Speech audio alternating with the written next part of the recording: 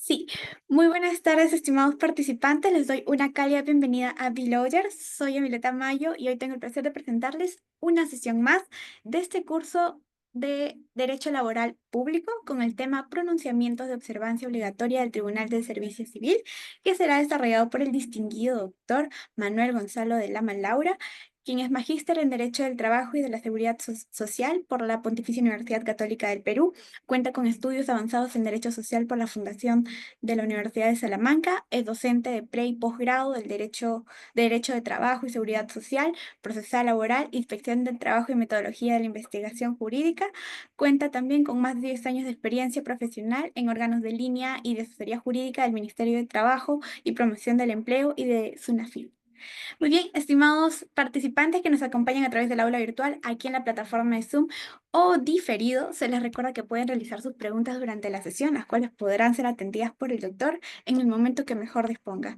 Finalmente, estimado doctor, estamos muy honrados por haber aceptado una invitación de Beloyer y les cedo el uso de la palabra para que pueda dar inicio. Muchísimas gracias. Gracias Yamile, gracias a Bill Lawyer por la invitación. Eh, yo preferiría avanzar con mi presentación y quizás al término de la misma, 10 minutos antes del término de la misma, quizás abrir una ronda de preguntas que puedan surgir a propósito del tema que voy a tratar, si lo tuvieran a bien, para no cortar un poco la hilación de los conceptos que vamos a plantear y que vamos a repasar el día de hoy. Bien, vamos a hablar sobre algunos precedentes del Tribunal del Servicio Civil, eh, no por temas de tiempo, ciertamente no voy a dirigirme a todos ellos, quizás hasta necesitaríamos un curso especial solo sobre pronunciamiento del Tribunal de Servicio Civil para conversar sobre todos estos precedentes, pero sí creo que he escogido algunos que en mi consideración son especialmente relevantes, ¿no? Bueno, antes de eso, creo que es importante siempre, cuando hablamos de precedentes, ¿no? Perdónenme para la diapositiva inicial.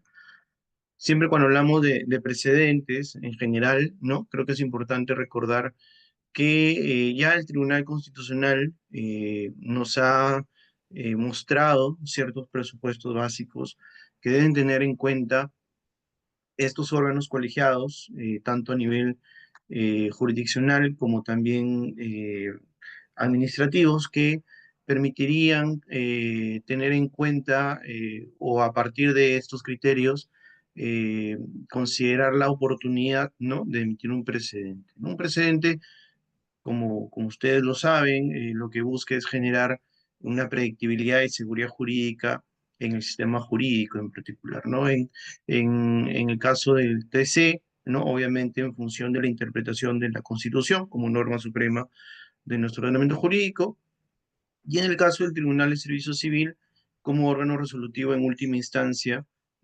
administrativa sobre toda cuestión que tenga que ver con los recursos humanos del Estado, ¿no? Tiene algunas materias que no llega a ver el Tribunal del Servicio Civil, que son básicamente aspectos económicos, ¿no? Pero en cuestión de ascensos, en cuestión de sanciones disciplinarias, etcétera, el Tribunal de Servicio Civil en instancia de recurso de apelación emite o tiene la posibilidad de emitir recursos, perdón, precedentes de observancia obligatoria para todo el sistema administrativo de gestión de recursos humanos del Estado, ¿no? Entonces, en la medida en que tiene esa función, este tribunal también de alguna manera tiene que sujetarse a ciertos presupuestos básicos que el TC ha considerado pertinentes tomar en cuenta para la emisión de ese tipo de precedentes, ¿no? El primero de ellos, por ejemplo, que establece el Tribunal Constitucional en esta sentencia, que está referida en la parte inferior de la lámina, es que existan interpretaciones contradictorias a lo largo, digamos, de todos los órganos en este caso del sistema administrativo de recursos humanos del Estado puedan tener, ¿no? Ciertamente, en la medida en que hay una gran variedad, ¿no?, de entidades públicas y cada una de ellas con su propio sistema de recursos humanos, va a haber algunos casos en los cuales y bueno, los ha advertido el Tribunal de Servicio Civil en algunos supuestos, van a haber situaciones en las cuales hay interpretaciones que no son uniformes, ¿no? En este tipo de sistema. Entonces, eso es importante no perderlo de vista. La comprobación de interpretaciones erróneas de alguna norma del bloque de constitucionalidad, en el caso de los tribunales administrativos, más que un bloque de constitucionalidad, se habla de un bloque de legalidad, la necesidad inclusive de llenar un vacío legislativo. Eh, Vamos a ver, por ejemplo, que, no vamos a ver un poquito más adelante, que hay específicamente uno de los precedentes que yo he elegido donde se busca, de alguna manera, cubrir una situación en la cual el legislador no se ha colocado respecto de la determinación de las sanciones cuando eh, un servidor público, para alcanzar su puesto como tal, eh, alcanza a la entidad pública a la cual ha concursado información falsa, ¿no? Entonces ahí, por ejemplo, hay un tema sobre a partir de qué momento eh, se inicia o se puede iniciar un procedimiento administrativo disciplinario en su contra, ¿no? Entre otros temas, ¿no? La corroboración de normas que sean susceptibles de ser interpretadas de manera diversa, que eso tiene que ver mucho, o es el presupuesto quizás que de alguna manera genera que existan interpretaciones contradictorias o interpretaciones de diversa índole en torno a una norma en particular, ¿no? Y también incluso la necesidad de cambiar un precedente vinculante, ¿no? Eso también es importante tenerlo en cuenta en la medida en que obviamente hay una serie de cambios a lo largo del tiempo de magistrados y ha pasado en el Tribunal Constitucional, por ejemplo, en el caso del precedente vinculante en que en su momento se aprobó sobre la posibilidad justamente de que los colegiados administrativos apliquen control difuso, ¿no? Esto fue precisado, si mal no me equivoco, si no me equivoco, en el 2005, 2006, ¿no? Y luego, eh, con una nueva conformación por parte del Tribunal Constitucional, se estableció que los colegios administrativos no tienen esa facultad, ¿no? Entonces, ya el mismo Tribunal Constitucional también podría suceder en el caso de un colegiado administrativo que exista la necesidad de cambiar un precedente vinculante o quizás de precisarlo, ¿no? O quizás de precisarlo, que también es una cuestión que a veces es necesaria en la medida en que obviamente un precedente siempre responde a un caso concreto, ¿no? Y claro, a veces podría suceder que un precedente que podría ser aplicado a una situación en particular necesariamente requiera de ciertos matices o ciertas precisiones para que pueda entenderse la aplicación de un precedente a esa nueva situación, ¿no? Entonces, creo que es importante mencionar que estos criterios también corresponden ser tenidos en cuenta por parte de los colegiados administrativos al momento en que emiten un precedente vinculante, ¿no? Y no solamente el Tribunal Constitucional. Bueno, siempre también como una cuestión preliminar es relevante realizar la diferencia entre lo que se entiende como jurisprudencia y precedente, ¿no? Porque a veces, y bueno, nosotros como abogados en general, siempre para tratar de persuadir a nuestros clientes incluso o a los jueces si estamos en el caso de o en un contexto de un proceso judicial o en un procedimiento administrativo, siempre utilizamos jurisprudencia, ¿no? Siempre utilizamos jurisprudencia quizás reiterada que trate de servirnos como medio de convencimiento o de persuasión, ¿no? Para aquella autoridad administrativa o judicial que va a resolver mi situación o mi demanda o mi apelación, etcétera, ¿no? Entonces, eh, sí es importante precisar que la jurisprudencia que yo puedo utilizar en esos casos, por ejemplo, no va a vincular necesariamente, ¿no? Y no la vincula en realidad de manera, o no es un criterio obligatorio que debería seguir ya sea el Poder Judicial o ya sea el órgano administrativo, en la medida en que no tiene la calidad de precedente. No solo aquella jurisprudencia que tiene digamos, este matiz de precedente, tiene un poder normativo, ¿no? Va a servir como criterio vinculante para, en el caso del Tribunal de Servicio Civil, va a servir para los órganos que se encargan, ¿no?, de la gestión de los recursos humanos, a efectos de aplicarlo en el desarrollo de situaciones similares o iguales a las cuales ha resuelto el Tribunal de Servicio Civil, ¿no? Entonces, es importante tener en cuenta esto porque, eh, más allá de que la jurisprudencia puede ser importante para ciertos casos, no es vinculante necesariamente para los órganos que se encargan de la gestión de los recursos humanos cuando hay un precedente del Tribunal del Servicio Civil, ¿no? Y bueno, esto pasa en realidad, repito, no solamente con el Tribunal del Servicio Civil, pasa con todos los colegiados administrativos y pasa también con el Poder Judicial, ¿no? La jurisprudencia no va a vincular al juez o al órgano administrativo, pero sí un precedente, ¿no? Y esa es la gran diferencia que existe entre estos dos conceptos jurídicos. Ahora bien, a veces, bueno, no a veces, en realidad es una cuestión bastante recurrente que a partir de ya una jurisprudencia reiterada, los órganos colegiados u órganos judiciales emitan precedentes, ¿no? Es muy común ver, es bastante frecuente ver que inclusive cuando se emite un precedente, se toma en consideración resoluciones judiciales o administrativas, dependiendo del caso, que han servido para darle, digamos, sentido y para darle contenido al precedente, ¿no? Entonces, esto es muy, repito, es muy frecuente, es muy común, así que eh, más allá de este carácter vinculante que no tiene la jurisprudencia, que no ha sido considerada como precedente, sí puede servir para generar uno, ¿no? Y, eh, y esto no es una situación que sucede en pocos casos, sino al contrario, ¿no? Entonces, eso también como una cuestión preliminar que creo que es importante mencionarla, ¿no?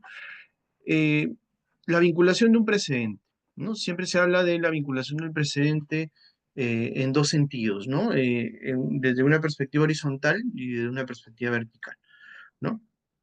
Las decisiones de un tribunal administrativo, como en este caso el del Servicio Civil, también vinculan al mismo órgano, ¿no? Salvo los casos de Rowling, que es cuando el tribunal decide cambiar de criterio, ¿no? Y bueno, efectúa toda una justificación y argumentación que va a precisar su precedente o que lo va a cambiar, ¿no? Y también hay una vinculación del precedente en un sentido vertical, es decir, a todas las instancias, bueno, aquí se me ha quedado esto del sistema de inspección, pero en realidad, cuando hablamos del Tribunal de Servicio Civil, va a ser a todos los órganos administrativos que se encargan de la gestión de los recursos humanos del Estado, ¿no? Una vinculación de todos estos órganos respecto de lo que ha establecido el Tribunal de Servicio Civil en torno a casos que, han sido, que han servido para dar nacimiento, origen a ese precedente, ¿no? Y bueno, obviamente en la medida en que tienen esta característica de vinculatoriedad, no va a generar o no permite que estos órganos se desvinculen o se alejen del criterio que ha sido considerado como precedente vinculante, ¿no? Entonces, esto, digamos, estas tres cuestiones creo que son también relevantes tenerlas en cuenta, además de aquellos principios que sustentan la emisión de un precedente, ¿no? La doctrina, entre otros principios, considera que eh, un precedente responde o se deriva de la aplicación, ¿no?, de la predictibilidad que al mismo tiempo tiene su correlato con la seguridad jurídica, ¿no?, con la búsqueda el objetivo de la seguridad jurídica, la igualdad ante la ley y la buena fe, ¿no? ¿Por qué se dice que un precedente tiene, digamos, como, como origen o en todo caso busca darle concreción, ¿no?, al principio de predictibilidad y seguridad jurídica? Porque claro, el precedente lo que hace es marcar una pauta de interpretación o de aplicación de una norma en relación con ciertos casos concretos, ¿no?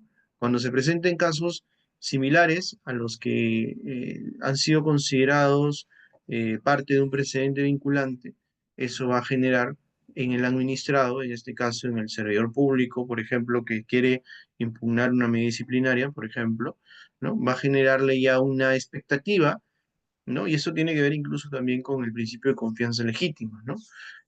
Va a generar una expectativa a ese administrado de cómo va a resolver eh, tanto la instancia administrativa del recursos humanos de la entidad como el mismo Tribunal de Servicio Civil cuando o en caso que en caso que, bueno, transcurra el procedimiento correspondiente y llegue a instancia de apelación a este tribunal, ¿no?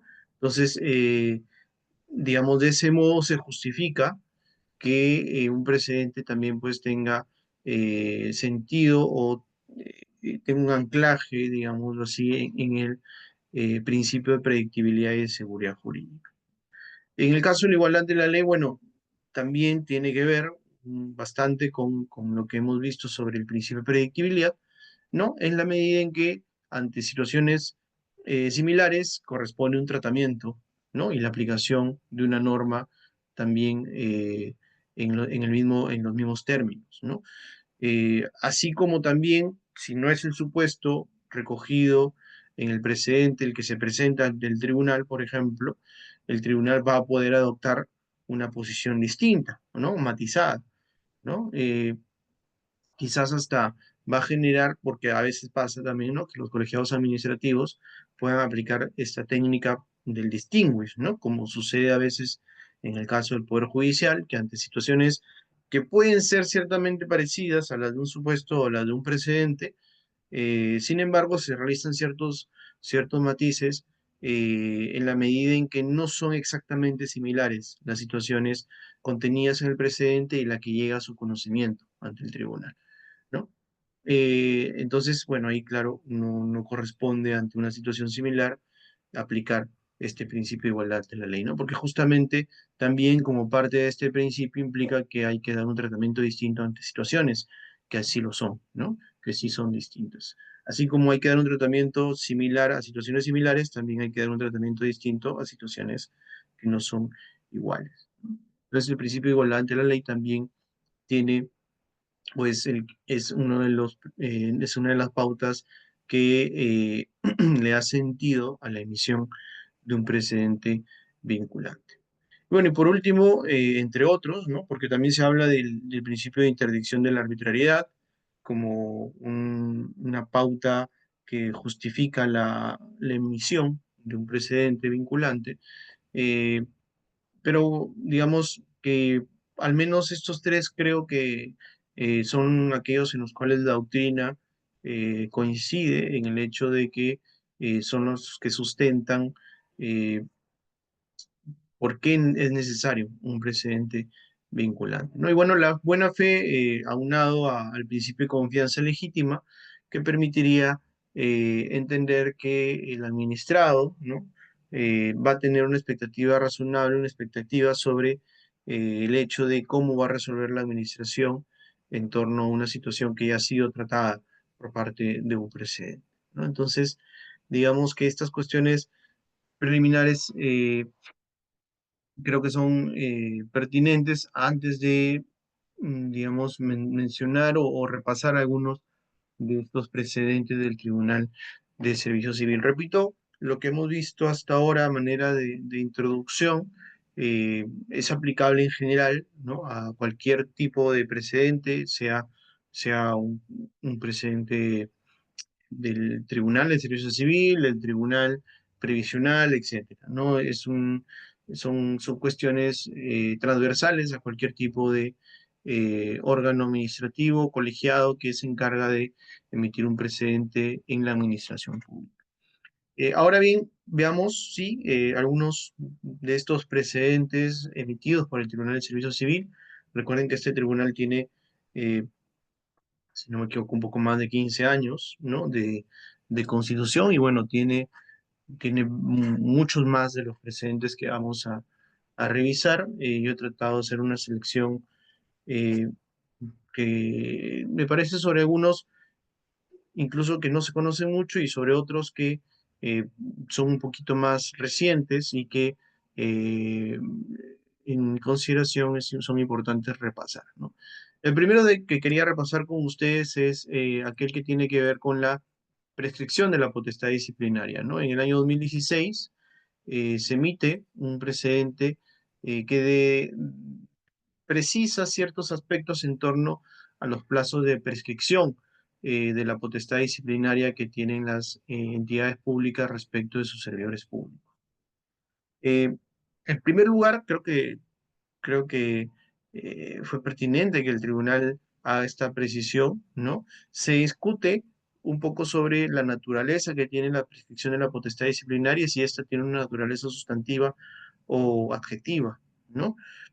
Eh, Luego de repasar una doctrina eh, autorizada, ¿no? En derecho administrativo, el tribunal se decanta por la postura de que la potestad disciplinaria, la prescripción de la potestad disciplinaria tiene una naturaleza sustantiva, ¿no? Esto es importante porque permite reafirmar que la prescripción, eh, como una figura digamos, comprende el hecho de que hay una potestad disciplinaria que con el transcurso del tiempo ya no se puede ejecutar, no solamente tiene que ver con el hecho de que simplemente la administración ya no puede ejercer esta facultad, ¿no?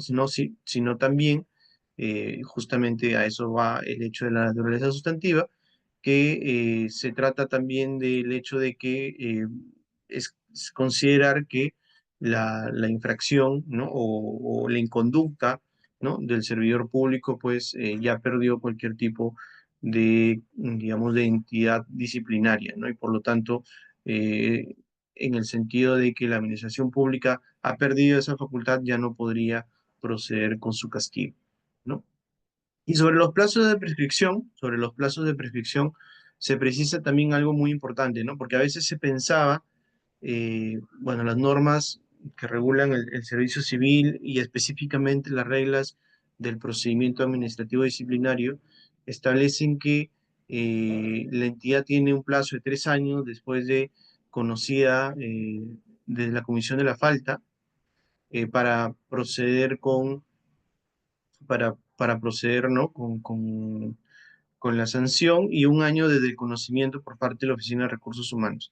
Ahí se hacen dos precisiones, ¿no? La primera sobre la Oficina de Recursos Humanos, porque había una discordancia entre la ley y el reglamento y las normas de inferior jerarquía sobre si el plazo se contaba desde el conocimiento de la Oficina de Recursos Humanos o desde el conocimiento de la Secretaría Técnica, ¿no? Entonces ahí el tribunal hace una interpretación, además a partir del criterio de la jerarquía normativa, ¿no? Para llegar a la conclusión de que en realidad este plazo se computa desde el conocimiento de la Oficina de Recursos Humanos porque es un órgano, sí, que forma parte del procedimiento administrativo disciplinario, ¿no? Entonces, eso en primer lugar, y luego también precisa el Tribunal del Servicio Civil que si se conoce la falta antes de los 3 años, ¿no?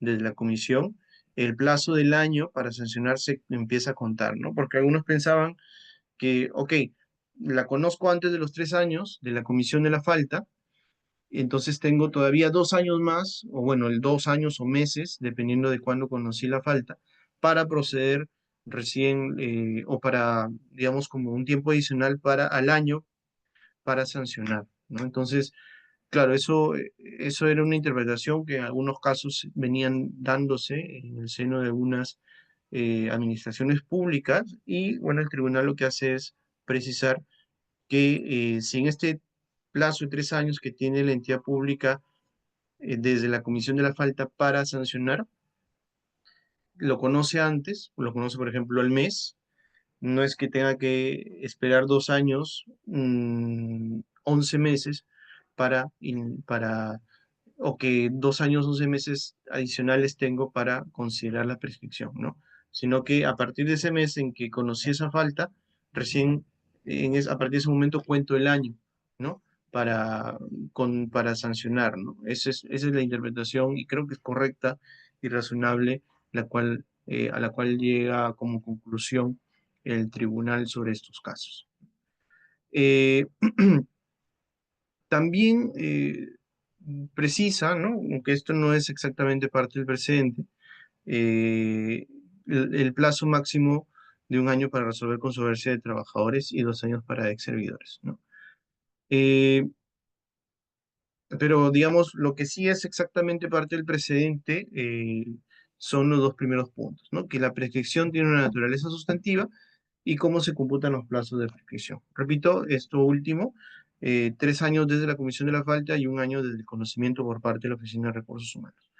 Y este último plazo del año se cuenta desde el conocimiento de la falta, incluso si es que todavía no han transcurrido los 3 años de la comisión, ¿no? Esto es importante porque, repito, se pensaba a veces que eh, los tiempos se computaban de otra manera. Otro precedente me parece importante en torno a las precisiones que ha realizado el Tribunal de Servicio Civil tiene que ver con la tipicidad una, de una inconducta que se considera como negligente del desempeño de las funciones por parte del servidor público, ¿no? Porque claro, habían casos en los cuales la negligencia la relacionaban mucho con eh, afectación de los deberes que tiene un servidor público de la Ley Marco del Empleo o del Código de Ética, ¿no? Entonces, para precisar esas imputaciones incorrectas, según consideración del tribunal, se emite este precedente, ¿no? Y bueno, este precedente, ¿qué es lo que precisa? En primer lugar, sobre el principio de tipicidad, lo que establece el precedente es que las entidades públicas, cuando sancionen a sus servidores, tienen que describir con claridad y precisión suficiente la falta imputada, la conducta atribuida y los hechos que configuran esa falta, ¿no? Que debe haber una subsunción adecuada, ¿no? Entre los hechos que estarían siendo considerados como un incumplimiento y la infracción prevista en el reglamento y en la ley del servicio civil para ser considerada como tal, ¿no? El fundamento jurídico también es importante, obviamente, se deben indicar las normas vigentes que sirven de base para la imputación, porque todo esto en general ayuda y contribuye a que el servidor público, que es el administrado en estos casos, pueda ejercer su derecho de defensa. En este caso, el Tribunal de Servicio Civil se orienta también en función de lo que ya el Tribunal Constitucional ha establecido al respecto, de que la tipicidad permite el respeto al debido proceso y garantiza el derecho constitucional de defensa. Y esto, el Tribunal de, tanto el Tribunal de Servicio Civil, aunque antes ya, años antes de la emisión de este precedente del Tribunal de Servicio Civil, el Tribunal Constitucional lo tenía clarísimo, ¿no? Y lo que hace el Tribunal de Servicio Civil es, digamos, colgarse un poco de esta relación que realiza el Tribunal Constitucional entre el principio de tipicidad y el derecho de defensa, en este caso, del administrado y específicamente del servidor público, ¿no? Eh, y en torno a la negligencia de las funciones, ¿qué es lo que nos dice el Tribunal del Servicio Civil? Como parte del precedente nos dice dos cuestiones muy importantes, ¿no? Pero antes de eso, ¿qué es esto de negligencia, no? Porque eh, digamos, normalmente entendemos como negligencia aquella conducta que está manifestando un descuido, ¿no? Un cumplimiento defectuoso, insuficiente, no dedicado, sin interés, ¿no? En el ejercicio de las funciones, ¿no? Entonces, ¿cómo esto también lo complementa el tribunal con su precedente?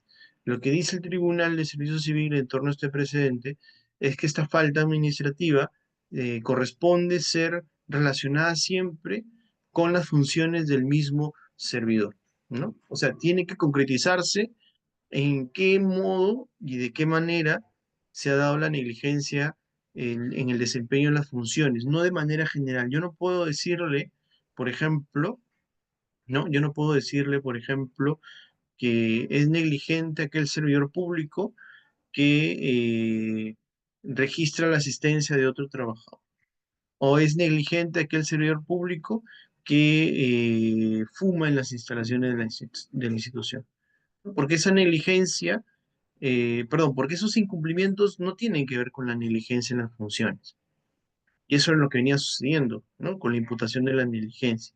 La negligencia tiene que ver con el desarrollo insuficiente, descuidado, inoportuno, pero de las propias funciones del, del servidor público. ¿Y cómo sé cuáles son las funciones del servidor público? Bueno, para eso, lo que tiene que hacer la entidad pública es guiarse, ¿no?, de los documentos de gestión que justamente determinan y delimitan cuáles son las funciones de ese servidor, ¿no?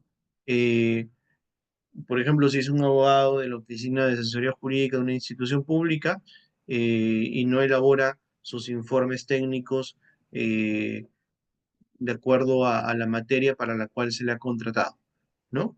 Y que el perfil del puesto también exija, ¿no?, de acuerdo a los documentos de gestión de la entidad, exija que justamente tiene que ver con eso el desarrollo de sus funciones, ¿no?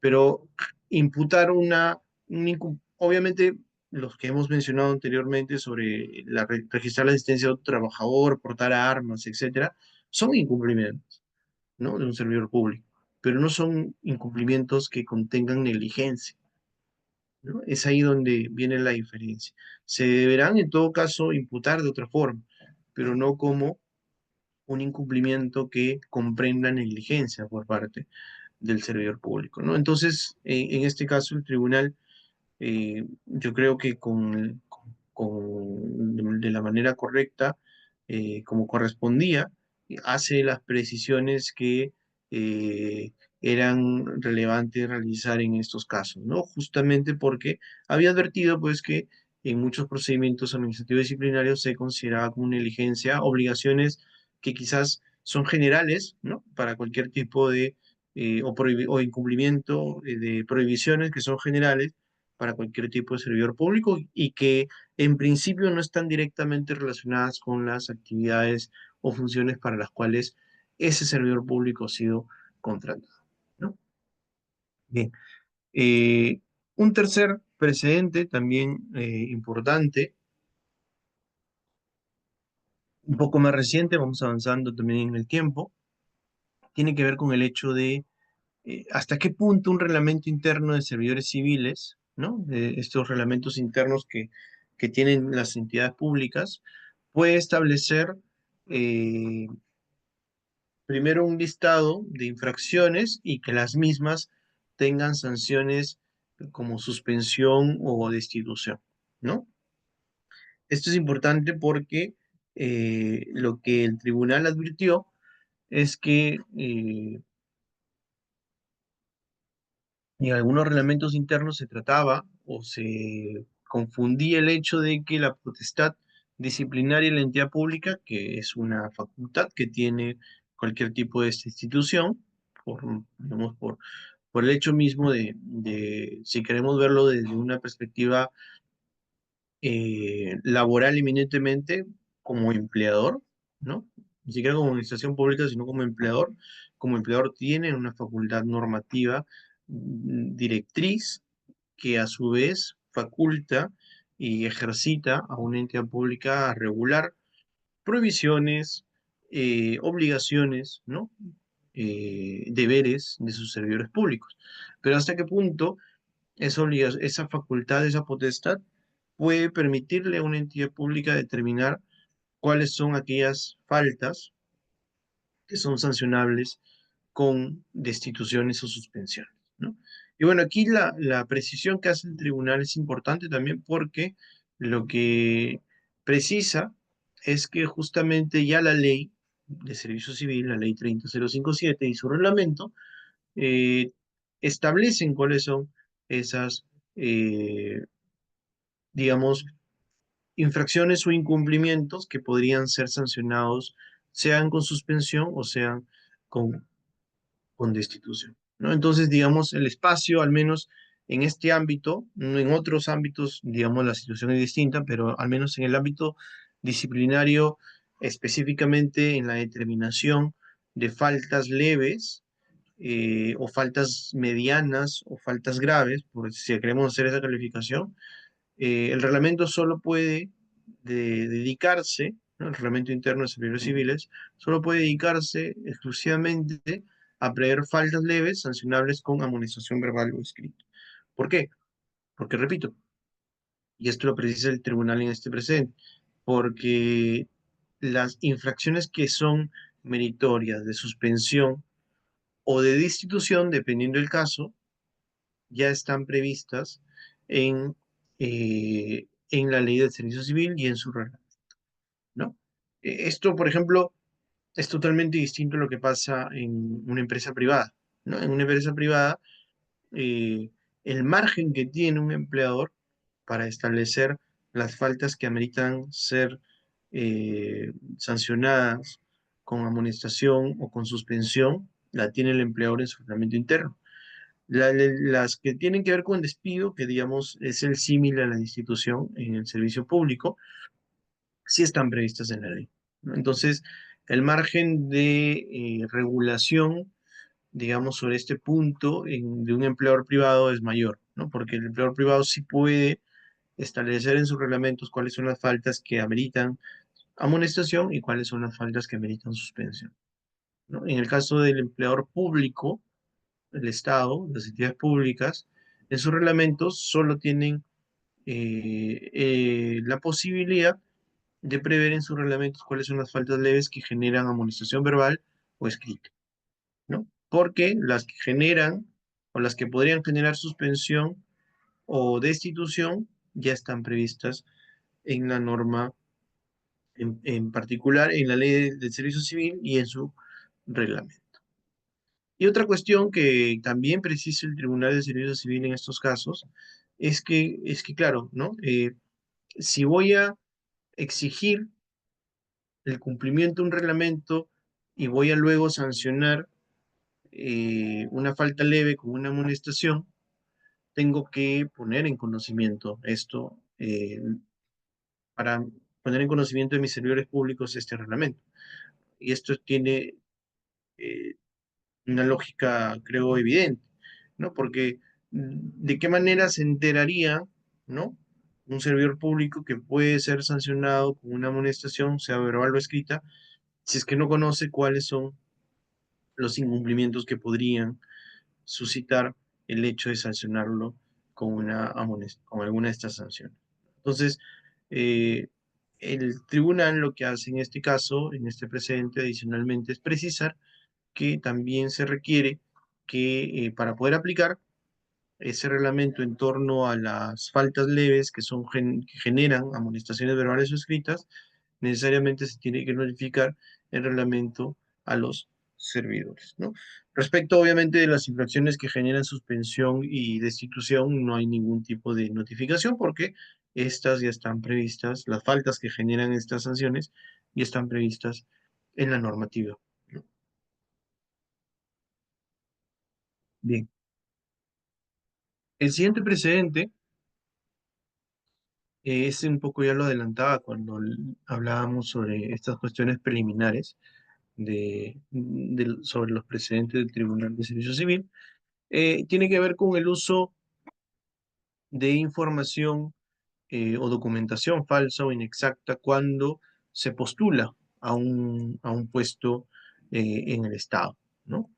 Eh, Esto es bien, este precedente a mí particularmente me ha generado mucho interés y creo que es importante también conocerlo y revisarlo a profundidad, porque si nos fijamos bien, eh, si nos fijamos bien, no hay una claridad en la normativa, no hay una claridad en la normativa sobre en qué momento se genera la posibilidad de que una entidad pública pueda sancionar a estos servidores públicos, ¿no? Porque claro, y aquí tiene que ver el análisis de qué tipo de infracción sería, ¿no? Si es una infracción instantánea, si es una infracción continuada, ¿no? Y todas digamos, las clases de infracciones para evaluar si prescribe o no la potestad disciplinaria del Estado en estos casos, ¿no? Entonces, al no haber claridad sobre esto, y también no haber claridad sobre qué tipo de infracción es, incluso, ¿no? El Tribunal de Servicio Civil hace las siguientes precisiones. La primera es justamente sobre esto último que estaba comentando. Eh, no hay una infracción específica y por lo tanto hay problemas de tipicidad, si queremos verlo de esa manera, en torno a qué tipo de incumplimiento sería este en relación con los previstos en la Ley de Servicio Civil y en su reglamento, ¿no? Si revisamos el catálogo, ¿no? de, del artículo 85 de la Ley de Servicio Civil, no vamos a encontrar un incumplimiento, digamos que expresamente o exactamente permita subsumir el uso de documentación falsa o inexacta para acceder al servicio público, ¿no? Entonces, claro, aquí lo que hace el tribunal es hacer un ejercicio de subsunción a partir de el literal Q del artículo 85, que digamos es una suerte de cajón desastre, ¿no? Si revisamos este literal Q, eh, es una suerte de cajón desastre y al mismo tiempo remisión a incumplimientos que en otras normas puedan comprenderse, ¿no? Porque claro, porque si la ley del servicio civil se dedicaba a, a enumerar todas las infracciones o incumplimientos que podrían ser sancionados, quizás la ley hubiera tenido unas 50 páginas más, ¿no? Entonces, en el literal Q se hace una remisión, ¿no? a otras, a otros incumplimientos que se encuentren previstos en otras normativas del servicio público, ¿no? Y justamente, obviamente, el uso de este tipo de documentación, ¿no? Para acceder a la función pública, eh, tiene relación con principios o en todo caso manifiesta una vulneración de principios claves y cardinales en el desarrollo de la ley del empleo público, ¿no? De la 27815. Tanto así que los ha recogido esta norma como principios del empleo público y son los principios de probidad, idoneidad y veracidad, ¿no? Entonces, por ahí es donde se encuentra el Tribunal de Servicio Civil esta conexión, ¿no? Y considera que esta conducta puede ser subsumida en el literal Q porque al infractor, al servidor infractor, habría que, eh, digamos, considerar que ese servidor público ha vulnerado principios que están recogidos en la normativa del empleo público, ¿no? Específicamente en la 27, ¿no? Entonces, en ese sentido, ahí lo que hace el tribunal es hacer este ejercicio de integración jurídica, ¿no? Y por otro lado, lo que hace el Tribunal de Servicio Civil en este caso es también referirse al, a cómo considero o cómo computo como entidad pública el plazo de prescripción en estos casos, ¿no? Porque según el Tribunal de Servicio Civil, en estos casos, el plazo de los 3 años que hemos visto hace un momento para el inicio del procedimiento comenzará a regir a partir del cese o término del ejercicio de la función pública, salvo, obviamente, que durante este periodo la Oficina de Recursos Humanos de la entidad, con la que a su vez hubiera tomado conocimiento de la falta, en cuyo caso superará un año calendario después de esa toma de conocimiento, ¿no? Entonces aquí también el Tribunal de Servicio Civil hace una interpretación de las reglas de prescripción a fin de determinar en qué momento se debe o cómo se debe eh, clarificar los plazos de prescripción en estos casos, ¿no? Cuando se trate, repito, ¿no? de este tipo de falta, solo para este tipo de falta, lo que hace el Tribunal de Servicio Civil es precisar que el plazo de 3 años para el inicio del procedimiento del PAT comenzará a regir a partir del cese o término del ejercicio de la función pública. Salvo obviamente que la Oficina de Recursos Humanos ya haya identificado antes, ¿no? del cese del servidor público que se utilizó información falsa o inexacta o documentación falsa e inexacta y que por lo tanto, pues a partir de ese momento ya se genera o se activa el año que tiene toda entidad pública para emitir la resolución de sanción. Ah, eso era algo que me estaba olvidando.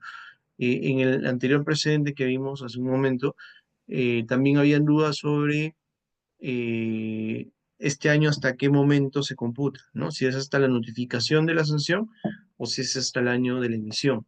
Ahí también había un problema de aparente contradicción normativa entre la ley, el reglamento y las normas de desarrollo, y también el tribunal se decanta por el principio de jerarquía normativa y toma en cuenta lo que dice la norma con rango de ley, ¿no? En este caso, la ley del servicio civil, que establece que el año que tiene, el año se computa hasta el momento de la emisión de la resolución de sanción o de archivamiento, ¿no? Puede ser también que sea esa otra decisión de la entidad pública en estos casos.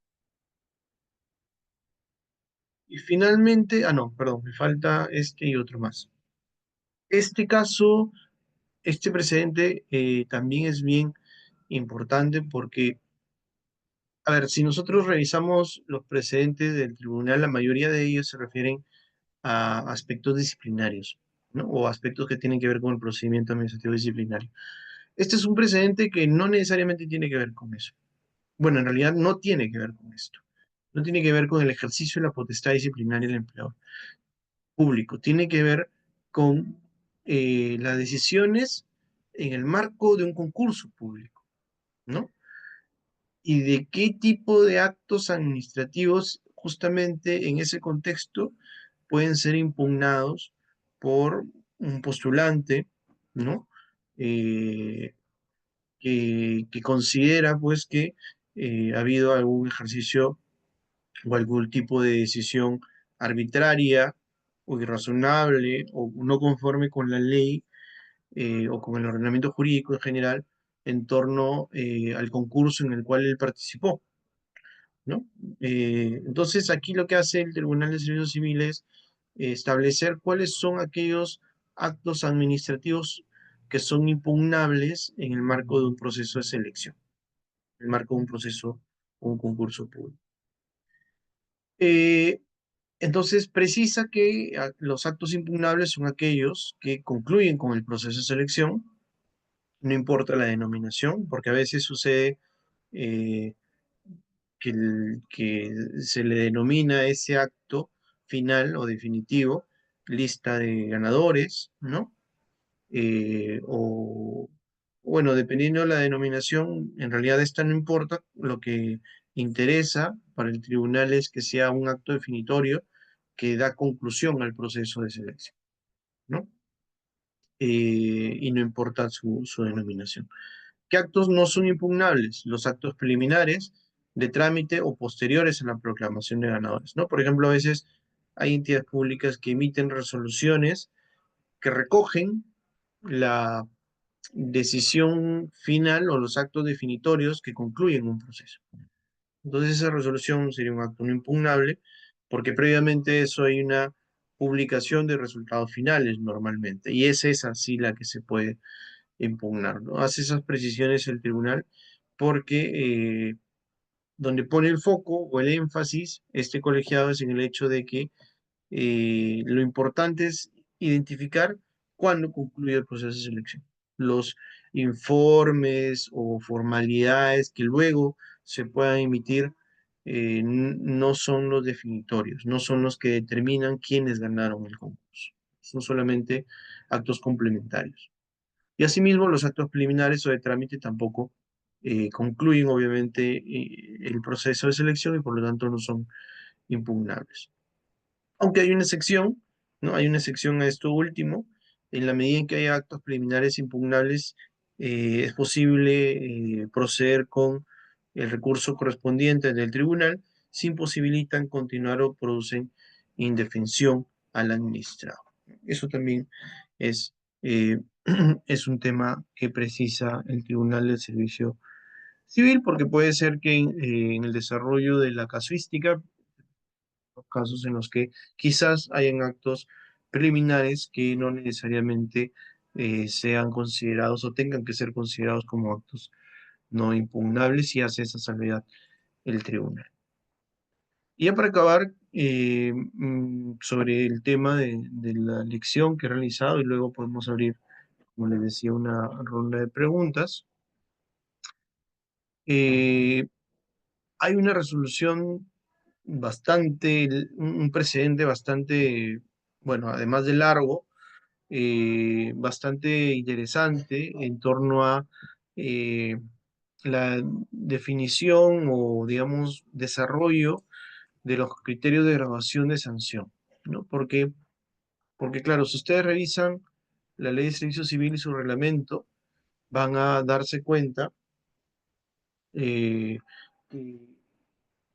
ambas normas se refieren a una serie de incumplimientos en los cuales puede incurrir el servidor público y que circunstancias, dependiendo de factores, eh, digamos, sobre la antigüedad, el tipo de trabajo que realiza el servidor público, la jerarquía que tiene, etcétera, la entidad pública puede tomar decisiones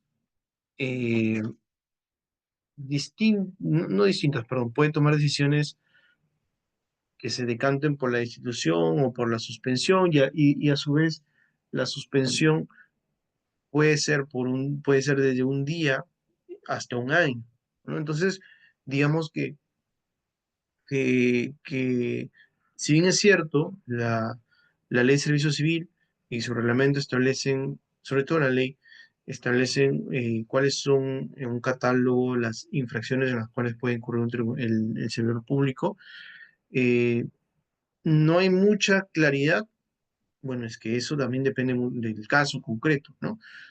Por eso se le da esa libertad, entre comillas, porque hay que hacer todo un desarrollo de motivación, para que la administración pública pueda tomar una decisión dependiendo de ciertos criterios de graduación de la sanción, ¿no? Que puedan ir desde un día de la suspensión hasta un año de la suspensión, porque puede ser 2 meses, 3 meses de suspensión, hasta la misma destitución, inclusive, ¿no? Entonces, dependiendo de cada caso concreto, dependiendo de factores que también están en la ley de servicio civil, lo que hace el tribunal es establecer algunos criterios adicionales que permitan a los operadores de los procedimientos administrativos disciplinarios del Estado ir delineando e ir, eh, digamos, generando más razonabilidad en la decisión y en la motivación de una decisión disciplinaria en particular,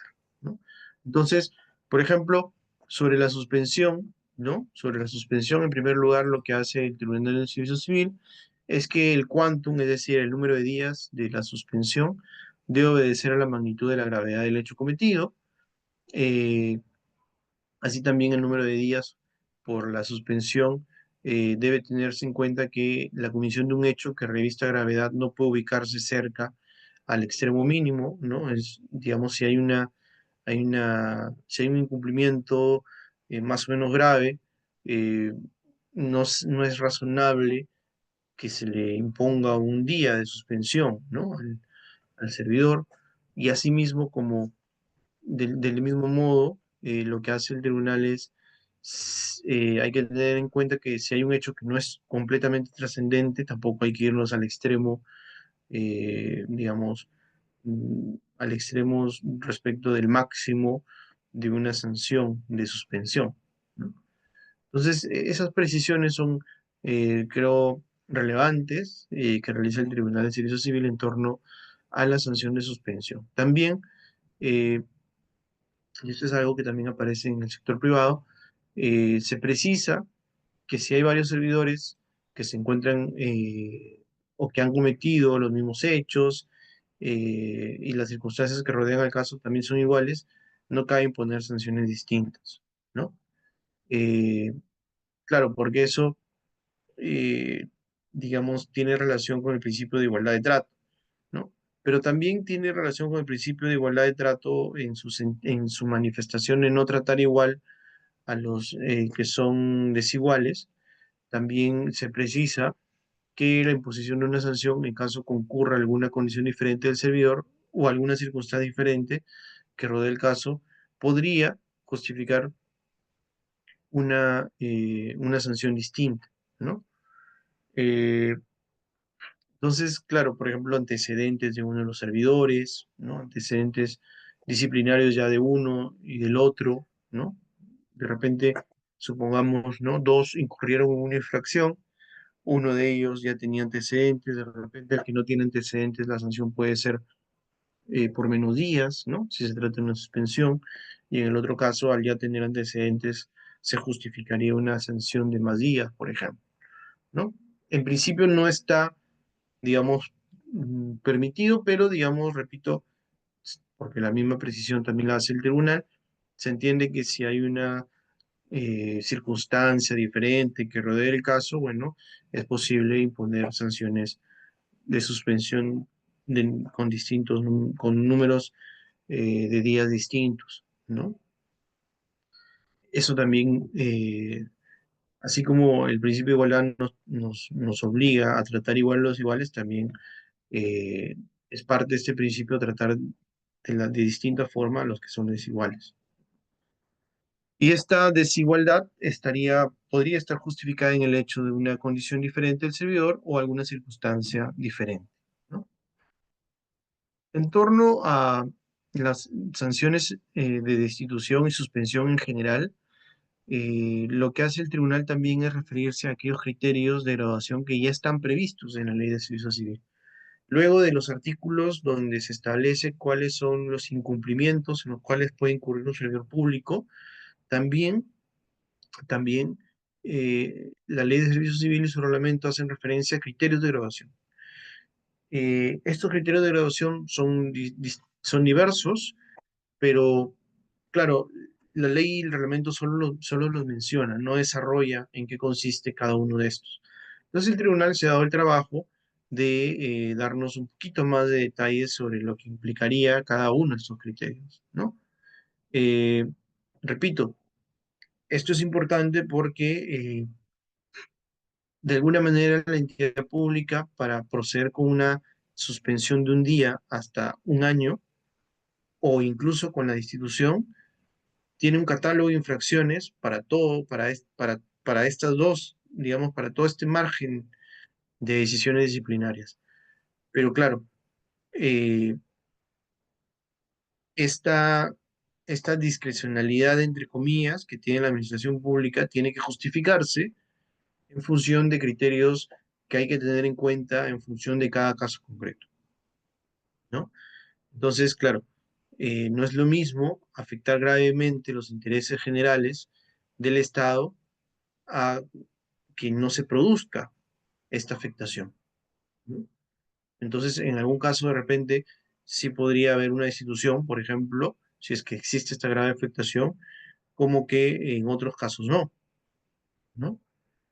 Entonces, todo eso va a depender en realidad del caso concreto. Entonces, por ejemplo, sobre la grave afectación, lo que ha dicho el tribunal es que efectivamente esta afectación tiene que concretizarse, ¿no? Tiene que concretizarse. Necesariamente tiene que haber una afectación y esta debe revestir gravedad, ¿no? Entonces, no es lo mismo, por ejemplo, una impuntualidad reiterada, se me ocurre, que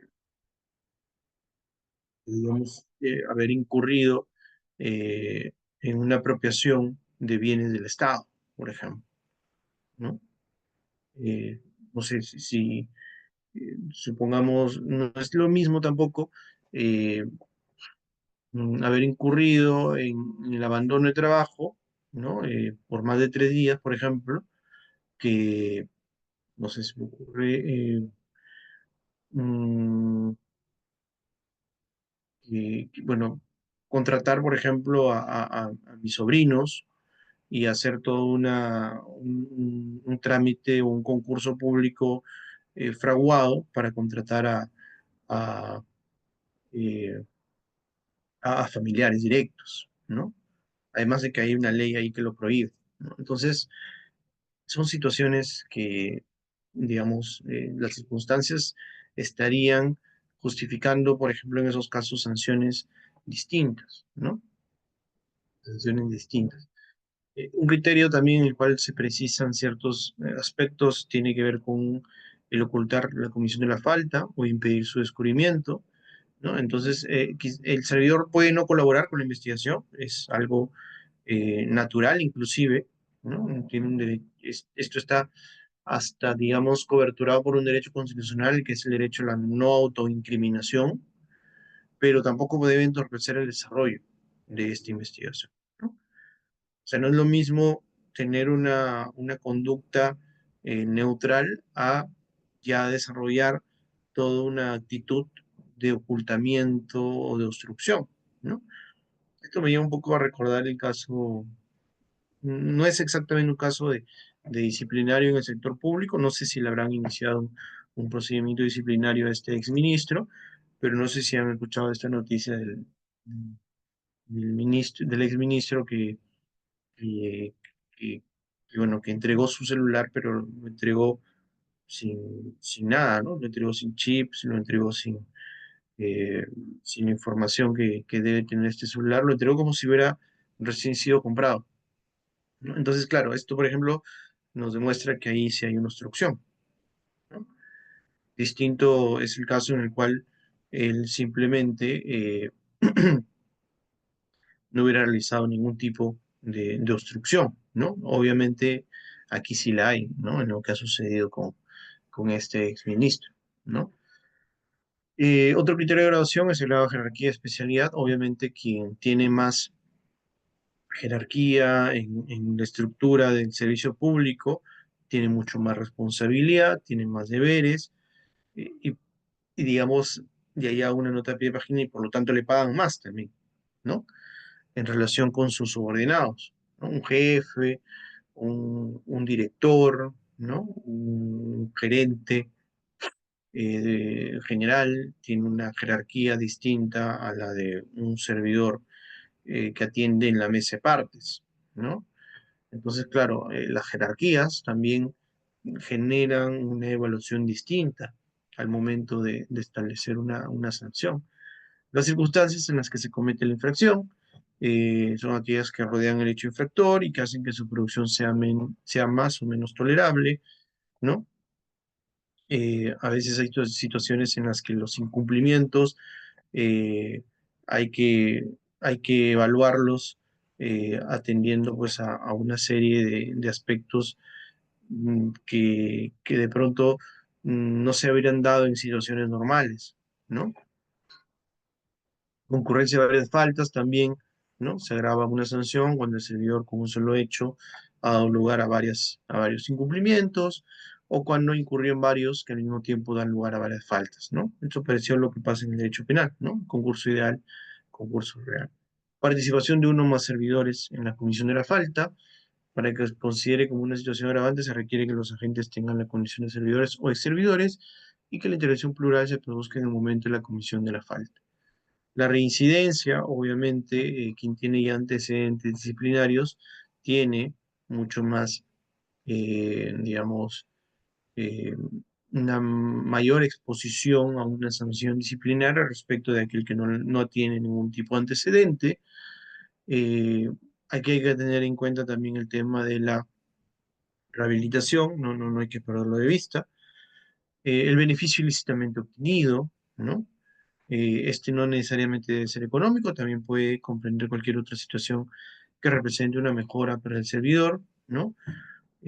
Quizás algo que pueda generar un beneficio económico a largo plazo, pero que no necesariamente en el momento en que se genera la falta, ¿no? Etcétera. Bien, eso era todo lo que tenía preparado para el día de hoy. No sé si hay un momento para algunas preguntas. Si fuera así, quedo atento. Sí, muchísimas gracias, estimado doctor. Muchas gracias por su ponencia. Estimados participantes, si tienen alguna duda, alguna consulta, pueden realizarla en este momento, pueden alzar su manito y se les cederá el uso de la palabra o pueden dejarlo por la bandeja de chat. Alguien levantó la mano. ¿Ve? Sí, ya. Ya tienes. Brian, sí, claro. ¿Qué tal? ¿Cómo está? Buenas noches, doctor. Buenas noches a la señorita también. Doctor, dos consultas puntuales. La primera respecto de lo que conversó sobre el precedente relativo a lo que es las sanciones que son establecidas por la Ley de Servicio Civil y por el reglamento. ¿Es aplicable, doctor, tanto para los regímenes, por ejemplo, la actividad privada que trabajan por una institución pública? ¿Eso que también aplica para ellos ese precedente? ¿O para ellos es aplicable otro tipo de régimen respecto de sanción? Es una consulta, doctor. Y la segunda consulta respecto de precedentes sobre los procesos de selección en instituciones públicas. Quisiera, por ejemplo, conocer, doctor, qué pasaría si en una situación específica un postulante quiere impugnar un acto intermedio, póngale de evaluación de conocimientos, un acto intermedio, no es el acto definitivo del concurso, porque considera que si pasando ya esa etapa hasta que finalice el concurso, quizá le cause indefensión. Eh, Dígame, Ujú. ¿eso se puede impugnar o se impugna con la institución en primera instancia o se puede acudir directamente al servicio civil, a la autoridad de servicio civil? Esas son las Ujú. consultas. Ya. En el caso, Brian, de la primera, eh, recordemos que la ley de servicio civil y las reglas del procedimiento administrativo disciplinario ya se aplican de manera general para todo tipo de servidor público, ¿no? Entonces, digamos, a partir de esa premisa y también teniendo en cuenta que el tribunal no ha hecho precisiones en torno al personal 728, ¿no? Algunas entidades públicas tienen este régimen. Eh, lo que habría que tener en cuenta es que las reglas que establece el tribunal en general son para todos los servidores públicos en torno a que el reglamento solo puede contener faltas leves, meritorias de amonestaciones verbales o amonestaciones escritas, ¿no? Eh, en la medida, repito, en que las causales de suspensión de un día a un año y de destitución con los criterios de graduación que establece la misma norma ya están previstas en esta última, ¿no? Entonces, por ese lado, la respuesta sería que no importa en realidad qué tipo de servidor público sea, el reglamento interno de la institución solo puede contener faltas leves que van a ser meritorias de amonestaciones verbales o amonestaciones escritas. Sobre el segundo tema, es una pregunta bien interesante porque yo creo que ahí, eh, claro, habría que ir por la puerta que ha dejado entreabierta el tribunal, ¿no? Que es esta excepción, es decir, el hecho de que eh, si yo considero que mi examen de conocimientos digamos, al no obtener quizás un puntaje que considero yo debería haber tenido, luego va a tener obviamente una repercusión en los resultados finales. Yo creo que ahí habría que acudir al hecho de la indefensión, ¿no? ¿En qué sentido? Que habría que justificar, eh, digamos, habría que motivar, habría que razonar cómo es que se daría esa indefensión. Porque, repito, en principio la regla es que los actos preliminares no pueden ser impugnados según el tribunal, pero igual ha dejado la puerta entreabierta. Entonces, eh, la, la justificación creo que ahí es clave. ¿Por qué? ¿No? Yo tendría que responder en mi recurso, ¿por qué es que considero que se estaría generando indefensión al no permitirme impugnar ese acto preliminar que es como su propio nombre lo indica, es anterior al acto definitorio, ¿no? Yo creo que por ahí habría que ahondar en la justificación y en la motivación en mi recurso sobre por qué eso me generaría indefensión, ¿no? Eso es lo que se me ocurriría. Si somos estrictos, en realidad tendría que esperar hasta el final, ¿no? Pero digamos, con la puerta entreabierta que dejó el tribunal, habría que ir por el lado en todo caso de por qué me generaría indefensión y ahondar en ese argumento, ¿no? Mariano,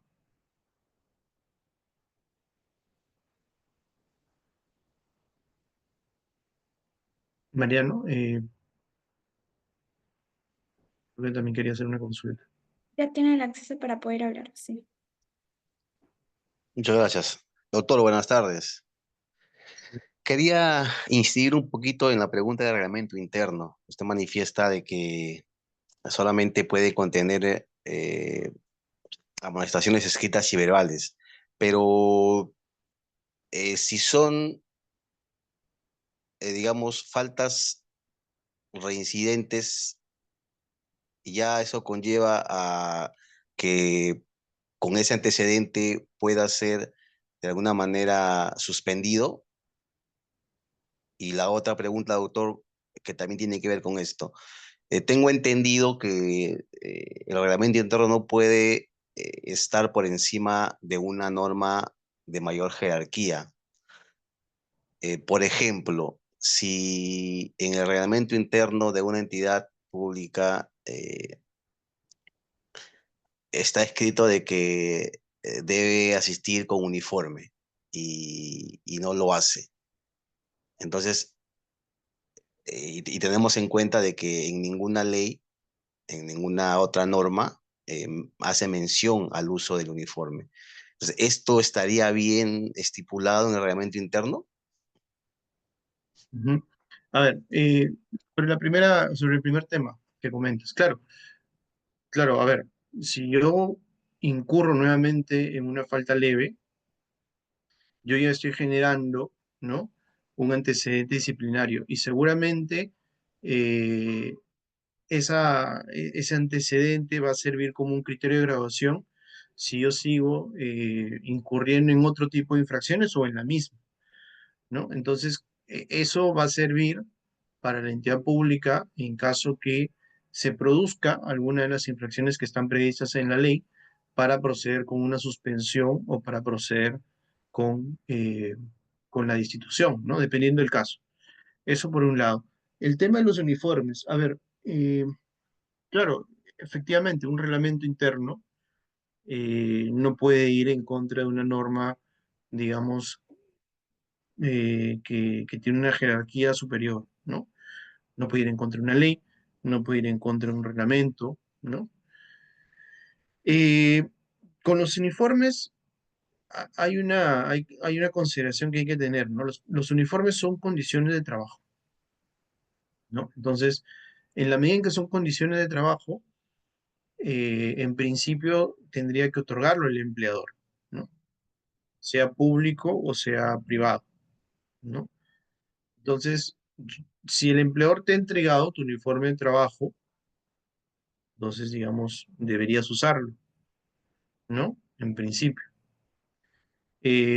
Pero si no te otorga el uniforme de trabajo porque considera que tú puedes ir, digamos, como tú consideres conveniente, obviamente también hay que tener en cuenta ahí el tipo de trabajo que una persona realiza, ¿no?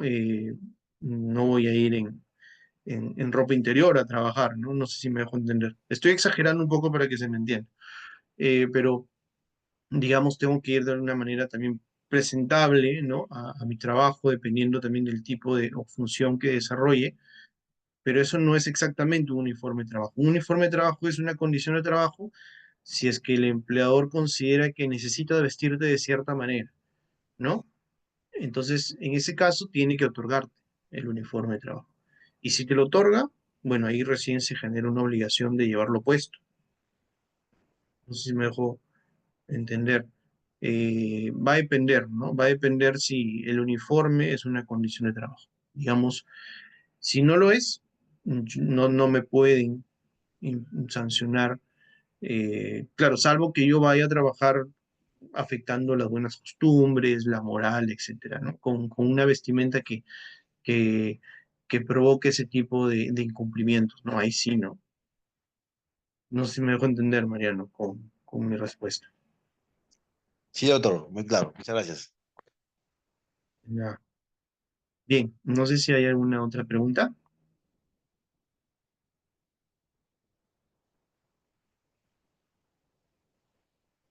Creo que ya no hay más consultas, estimado doctor. En este caso, muchas gracias, estimado doctor, por compartir su valioso conocimiento con nosotros. De verdad ha sido bastante enriquecedora esta sesión. Muchísimas gracias y esperamos contar con usted en futuros eventos académicos. Gracias, gracias. por la invitación. Igual yo estoy dejando mi correo electrónico en el chat para cualquier otra duda o pregunta o cuestión que se le genere. Muchas gracias por su atención y que tengan buenas noches. Hasta luego. Que tenga una excelente noche, doctor.